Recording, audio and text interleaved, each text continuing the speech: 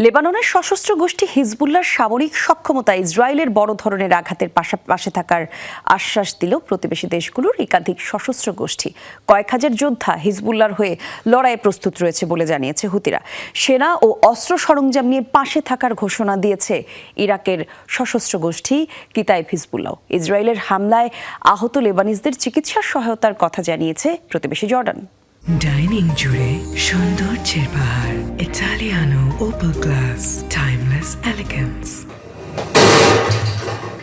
Hezbollah Israel পূর্ণাঙ্গ যুদ্ধের শঙ্কা যখন বেড়েই চলছে, তখন ইসরায়েলি বাহিনীর অভিনব হামলার টার্গেট হলো লেবাননের সশস্ত্র গোষ্ঠীর যোগাযোগ নেটওয়ার্ক। পেজার নামক কয়েক হাজার টেলিযোগাযোগ ডিভাইস বিস্ফোরণে হতাহতদের তালিকায় বেশিরভাগই হিজবুল্লাহ যোদ্ধা।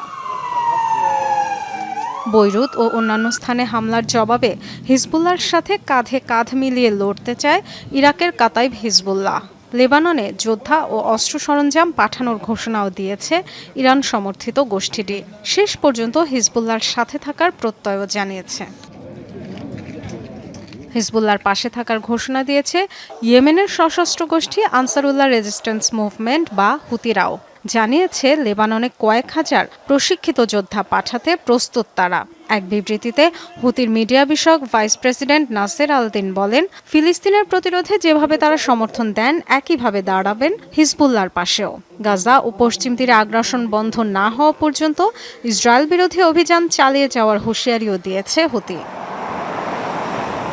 মঙ্গলবার ইসরায়েলের ভয়াবহ হামলার পর লেবাননের প্রধানমন্ত্রী নাজিব মিকাতিকে ফোন করেছেন জর্ডানের পররাষ্ট্রমন্ত্রী আয়মান সাফাদি। আহতদের চিকিৎসা সহায়তার পাশাপাশি লেবাননের নিরাপত্তা, সার্বভৌমত্ব ও স্থিতিশীলতায় পাশে থাকার আশ্বাস দেন তিনি। Dorothy Tasrin, Jamuna news.